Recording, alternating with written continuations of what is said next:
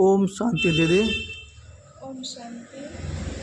आज का प्रश्न है कि धर्मशास्त्र में बहुत सारे ऐसे पंडित गुरु महात्मा सब है, धर्मात्मा सब है, जो धर्मशास्त्र में लिखा हुआ भी है कि मानव आत्मा जो है 84 लाख योनि धारण करती है और वो हर योनि में भटकती है।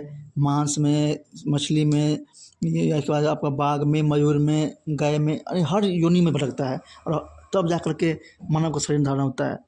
तो ये वाकई में सही में मानव आत्माएं जो है 84 लाख योनि धारण करती है या फिर 84 योनि ही धारण करती है? इसके बारे में थोड़ा बताइए दीदी। जी देखिए, सबसे पहले सभी के मन में ये बैठा हुआ है कि मानव 84 लाख जो धारण करती है योनियाँ, वो 84 लाख में सिर्फ मनुष्य का ही नहीं, लोग कहता है कीट पतंग, पशु पक्षी, जानवर, जीव जंतु जो भी है, पेड़ पौधा, सभी में भटकती है मानव की आत्माएं। और लास्ट में जो जन्म होता है वो होता है मानव का जन्म। तो ये बहुत गलत है, क्योंकि आज तक हमने जो भी देखा, पहले का ये भी मान्यता था कि बंदर से लोग इंसान बना है। तो बंदर तो आज भी बंदर है, गोरिल्ला तो आज भी गोरिल्ला है, उससे कहाँ गोरिल्ला इतने दिन में इंसान बन गया। और देखने के लिए भी मिल रहा है कि आज हम किसी आम के बीज को धरती में डालते हैं तो पौधा आम का ही निकलता है, फिर उससे इंसान को तो हम आज तक नहीं देखे हैं।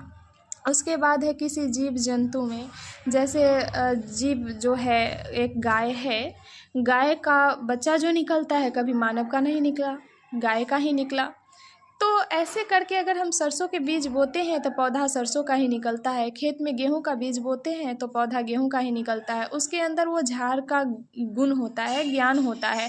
जैसे एक जानवर है, जानवर का बच्चा 4 टांग वाली निकलती है, क्योंकि उसके अंदर वो संस्कार होता है, वो गुण होता है कि वो जब भी वो आत्मा जन्म लेगी तो 4 टांग वाली ही लेगी। और पेड़ में भी अगर आम का हम बीज डालते हैं धरती में तो आम का पौधा जो निकलता है उसके अंदर भी ये संस्कार होता है कि कैसे कैसे डाली निकलना है, कैसे कैसे वो बड़ा वृक्ष को पाता जाएगा, वो संस्कार। उसी प्रकार जैसे मानव आत्मा जो है वो भी जब जन्म लेती है माँ के गर्भ से, तो माँ जिस तरीके के होती है, जैसे 2 आँख है, कान है, मुख है, नाक है, पैर है, हाथ है, 5 उंगलियां है, उसी प्रकार उसका बच्चा भी जब जन्म लेता है तो बिल्कुल माँ के समान ही जन्म लेता है। न कि कभी माँ के गर्भ से कोई जानवर जन्म लिया हो, चाहे कोई पेड़ पौधा जन्म लिया हो, कोई कीट पतंग जन्म लिया हो, ऐसा तो है नहीं। फिर ये लोग जो सुनते हैं वो एकदम गलत है, राइट नहीं है।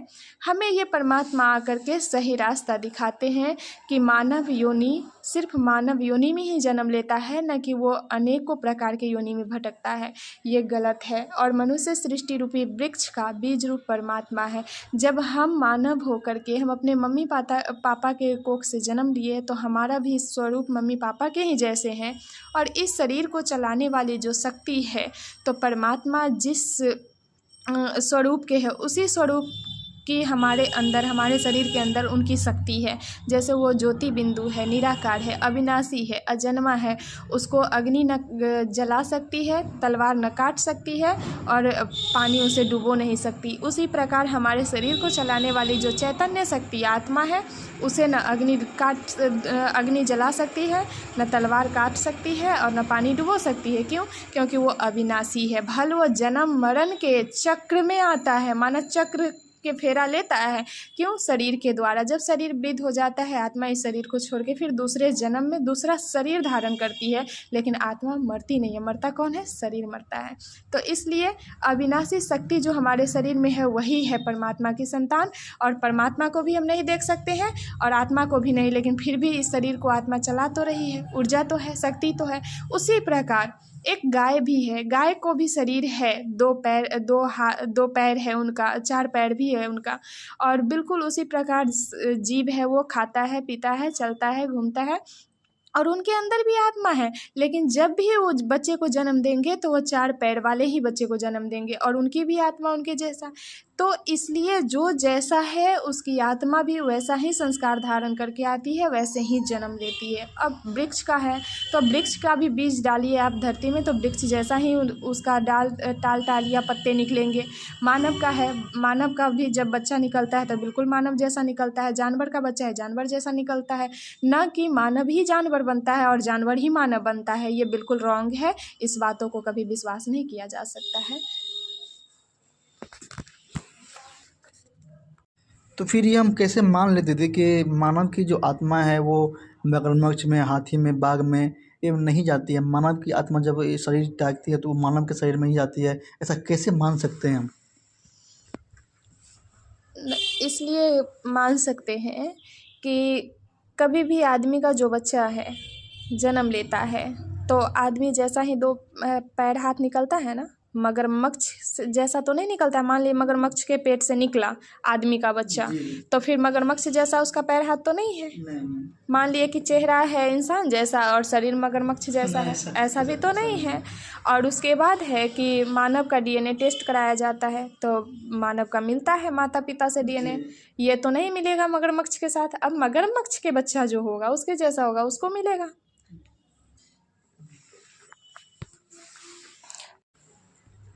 अगर ज़मीन में हम आम के बीज डालेंगे तो केला तो नहीं फलेगा। केला का बीज लगाएंगे या फिर उसका पेड़ लगाएंगे तभी तो केला हमें फल देगा ना। उसी प्रकार अगर मानव योनि का बच्चा है तो वो मानव योनि का ही बच्चा निकलेगा। अगर वो जीव जंतु का है तो जीव जंतु का ही बच्चा निकलेगा। इससे प्रूफ होता है कि मानव सिर्फ मानव में ही जन्म लेता है, न कि कीट पतंग पशु पक्षी जीव जंतु में किसी में जन्म लेता है। तो इस हिसाब से देखा जाए कि आत्मा जब हर जगह नहीं भटकती है, किसी भी योनि में नहीं जाती है, तो इस हिसाब से देखा जाए तो परमात्मा जो है अभी के समय में लोग मानते हैं कि परमात्मा कीट पतंग गाछी वृक्ष यानी कि हर कुछ में है। तो ऐसा मान सकते हैं कि परमात्मा सर्वव्यापी है या परमात्मा सर्वत्व है? इसके बारे में तो बताइए। देखिए, आप अपने माता पिता के लिए कभी ये नहीं कहेंगे कि मेरे माता पिता ना कन कन में है ना, चाहे कन कन ही मेरे माता पिता है। अगर आपके सामने एक कुत्ता आ जाए और उसको आप कहिए कि यही मेरे पापा है, यही मेरे पापा है, और पापा आपके बगल में खड़ा रहे तो पापा एक झापड़ लगाएगा कि नहीं खींच के, कहेगा ना कि भाई मैं इधर हूँ और तुम कुत्ते को प्रणाम कर रहे हो। उसी प्रकार परमात्मा का भी नाम रूप देश काल समय भी है, उनका भी स्थान है, उनका भी नाम है। नाम सदा शिव है, कर्तव्यवाचक कल्याण करते हैं इसलिए उनका नाम शिव है।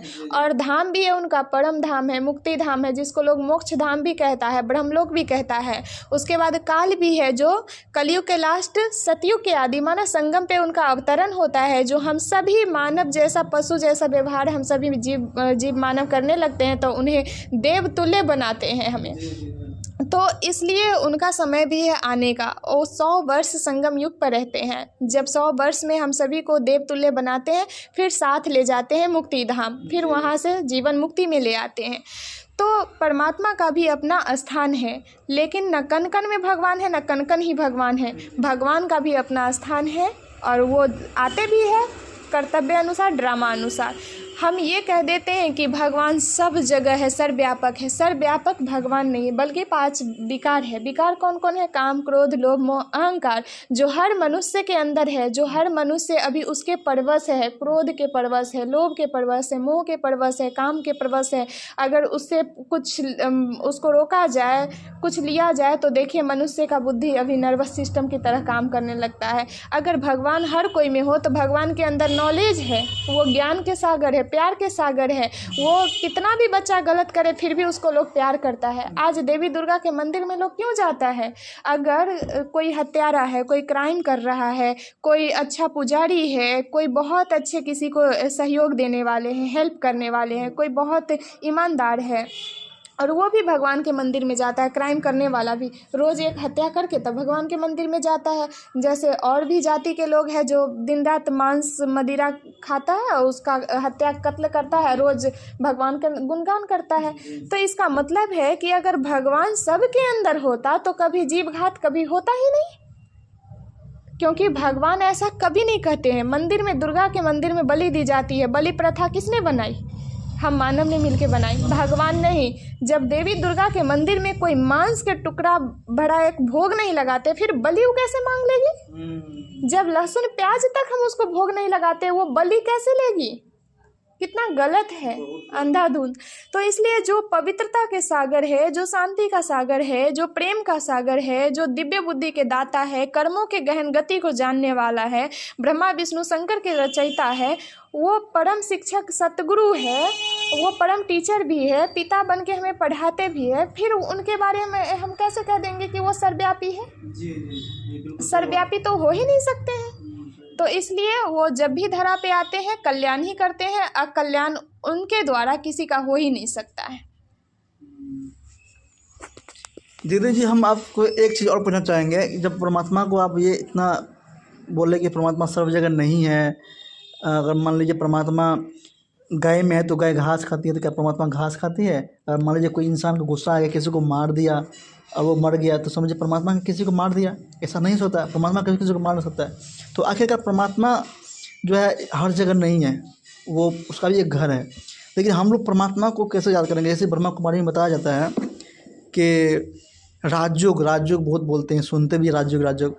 तो उस दुनिया के लोग जो है ये राजयोग का मतलब क्या समझेंगे? कोई हठ योग है या फिर माला जाप, मंत्र जाप, पूजा पाठ, जग हवन, ये सब से कुछ मुक्ति मिलेगा, ये मुक्ति मिलेगा? या फिर ये राजयोग क्या है? राजयोग में से क्या होने वाला है? मुझे कुछ बेनिफिट बताइए, और उसके बारे में क्या महसूस होता है, उसको करने से क्या फ़ायदा होता है अपने अंदर आत्मा में या फिर शरीर में, क्या फ़ायदा होता है? इसके बारे में थोड़ा बताइए कि क्या फीलिंग होता है। राजयोग माना ये होता है, योग माना तो संबंध जोड़ना, राज माना होता है कि राजाओं के राजा बनने की पढ़ाई हमें परमात्मा इस धरा पे पढ़ाते हैं। क्योंकि हम पहले सतयुग में थे, देवी देवता, जहाँ था धन था, स्वर्ग था, जिसे बैकुंठ कहते हैं। वहाँ न तन का रोग था, न मन का रोग था, और न धन की कमी थी, है ना। वहाँ कोई कीड़ा नहीं लगता था। और यहाँ कितना शरीर में कीड़ा लगता है, तन का रोग है, मन का रोग है, धन का रोग है, तरह तरह के परेशानियाँ हैं, अकाले मृत्यु होता है। और सतयुग में तो कुछ होता नहीं है। तो परमात्मा ये सिर्फ हमें बताते हैं कि तुम मीठे बच्चे, मेरे बच्चे हो, तुम अपने को सिर्फ आत्मा छोटी सी बिंदी समझो। क्योंकि तुम्हारी शरीर जो है, इसमें चलाने वाली जो शक्ति है, उसे तुम देख तो नहीं सकते हो, लेकिन फिर भी तुम्हारे शरीर को चला तो रही है ना। क्योंकि अगर वो शक्ति निकल जाए तो तुम्हारा शरीर सिर्फ हाड़ मांस का रह जाता है, उसका कोई वैल्यू नहीं रहता है। जब आप में शक्ति है, मेरा संतान है, तब आप अपने शरीर को दुख सुख का अनुभव करा पाते हैं। और जब मेरी संतान ही निकल जाए, परमात्मा की संतान ही निकल जाए, तो दुख सुख का अनुभव भी नहीं होगा शरीर में। तो इसलिए राजाओं के राजा बनाने की जो पढ़ाई है उसे राजयोग कहते हैं। और राजयोग मेडिटेशन केंद्र से हमें ये शिक्षा मिलता है कि मैं कौन हूँ, सच में मैं कौन हूँ, क्या जन्म के बाद मेरा नाम पड़ा, और जब से माता पिता ने मेरा नाम दिया कि मैं ये हूँ, तो शरीर का नाम है। लेकिन हम अगर आपसे पूछे कि आपका नाम क्या है ना, तो क्या कहा जाएगा? शरीर के नाम आप उच्चारण करेंगे। आपका घर कहाँ है, तो शरीर के घर का उच्चारण करेंगे। आपका पिता कौन है, तो शरीर के पिता का उच्चारण करेंगे। लेकिन हकीकत में आपका घर कहाँ है, आपका पिता कहाँ है, आपके रहने का स्थान कहाँ है, आप उसको नहीं जानते। तो वास्तव में राजयोग कैसे किया जाए? राजयोग करने का फिर क्या बेनिफिट क्या है? हाँ, राजयोग करने से बेनिफिट ये है कि हमारे जो पूर्व के कर्म हैं, जैसे हमने जाने अनजाने में जो भूल की है, उस भूल को ख़त्म करने के लिए, जो हमसे पाप हुआ है, उस पाप को ख़त्म करने के लिए हम योग लगाते हैं परमात्मा से। और जो पढ़ाई है वो है राजयोग। तो योग जो लगाएंगे तो वो किस हिसाब से लगाएंगे, कैसे लगाएंगे? ऐसे लगाना है, नहीं शरीर समझ के नहीं। क्योंकि देखिए, अगर हम शरीर के रिश्तों के साथ जाते हैं, मिलते हैं, तो उनके पास जाना होता है ना, उनसे बात करना होता है ना। लेकिन हमें तो परमात्मा से कनेक्ट होना है ना। तो हमें दिल से, मन क्या है, आत्मा के 3 शक्तियाँ है, मन बुद्धि संस्कार। तो हमें मन से परमात्मा के साथ कनेक्शन जोड़ना है। हम इंसान के साथ मन से कनेक्शन जोड़ते हैं तो इंसान तक वो पहुंच नहीं पाती है। क्योंकि इंसान के सामने मुख से बोलना पड़ता है, इसलिए कि वो साकार में है। और हम लोग भी साकार में हैं, और परमात्मा जो है वो निराकार है, उनको अपना साकार नहीं है, उनका नाम भी है, रूप भी है, देश भी काल है, लेकिन वो शरीरधारी नहीं है, इसलिए वो मन की बातों को सुनते हैं। अगर आप उनके साथ योग लगाते हैं, उनके सामने बैठते हैं, तो वो हमारी एक एक बातों को सुनते हैं। जब हम जैसे ही सोचेंगे कि मैं शरीर नहीं, मैं एक आत्मा हूँ और मेरे पिता परमपिता परमात्मा है, मैं उनके साथ अभी बैठी हूँ, उनसे योग लगा रही, उनकी सभी शक्तियाँ मेरे अंदर आ रही है। तो कौन कौन सी शक्तियाँ हैं? ज्ञान, गुण, आनंद, प्रेम, पवित्रता, सुख, शांति, शक्ति, है ना। तो ये सभी पिता का संस्कार है। तो क्या हम बच्चों के अंदर संस्कार नहीं आ सकता है? आ सकता है ना। तो ये संस्कार लाने के लिए ही हमें बाबा सिखलाते हैं कि तुम कौन हो, मेरी संतान हो। क्या तुम्हारे अंदर प्यार करने की शक्ति अब रही? प्रेम करने की शक्ति रही? आनंदमय हो? खुशी है? शक्ति है? पवित्रता है? नहीं है ना। गुण है? कला है? कोई भी कला नहीं, कोई भी गुण नहीं है। तो इसलिए भगवान हमें वो शक्ति प्रदान करता है, और जब हमारे अंदर उस शक्ति की प्रक्रिया जब चालू होने लगती है तो बुराइयां धीरे धीरे खत्म होने लगती है। जब भी हम योग में बैठते हैं तो हमारे एक एक विकार खत्म होते हैं। सही बात। तो ये हम मान सकते हैं कि ये एक राजयोग ही ऐसा प्राचीन योग है जो पूरी दुनिया के हर धर्म के लोग इसको खोज रहा है, और इसको करने से सच में कहा जाता है कि इसको करने से मानव के अंदर जो पाप है ये पूरी तरह से ख़त्म हो जाएगा। और ये साइंस भी कर रहा है कि एक राजयोग जो है एक करने से आत्मा के अंदर जो पाप है वो ख़त्म हो जाएगा। और ये राजयोग करने से सच में सतयुग दुनिया के बादशाही राजशाही मिलने वाला है, प्रिंस बनने वाले हैं। तो वो 12 जन्म 21 जन्म जो है हम लोग को मिलेगा बादशाही। दुनिया के किसी भी मंत्र से या किसी भी तरह के योग से ये बड़ा जन्म, ये 21 जन्म का बादशाही नहीं मिलने वाला है। ये तो पूरी तरह से सिद्ध हो चुका है कि राजयोग ही सबसे प्राचीन और सबसे आपकी जो अभी विश्लेषण किया आप बताए कि राजयोग के बारे में, तो बहुत अच्छा लगा और आप लोग को भी अच्छा लगेगा, क्योंकि राजयोग ही एक ऐसा योग है जिसको करने से आप 21 जन्म का बादशाही ले सकते हैं और अपने 63 जन्म के पाप से मुक्त हो सकते हैं। तो ये राजयोग सीखने के लिए मैं अपना नंबर डाल दूंगा, आप उसे कॉल कीजिए। और आप 7 डेज का कोर्स अगर करना चाहते हैं, ब्रह्मा कुमारी जी के बारे में जानना चाहते हैं, तो फ्री में आपको यहाँ पे 7 डेज का कोर्स मिल जाएगा। और आप जिस भी इलाके में रहते हैं उस भी इलाके में अगर आप गूगल पर सर्च करेंगे कि ब्रह्मा कुमारी जी का सेंटर कहाँ पे नज़दीक में है, तो वहाँ पे आपको नंबर, वहाँ का लोकेशन मिल जाएगा। वहाँ पे जाइए, बाबा का ओम शांति का ज्ञान समझिए 7 दिन का, और जीवन में आनंद सुख शांति लाइए। तो इसी के साथ हम इस वीडियो को समाप्त करते हैं। अगले वीडियो फिर मैं लेके आऊँगा। तब तक के लिए दीदी को धन्यवाद और ओम शांति। बाप रे।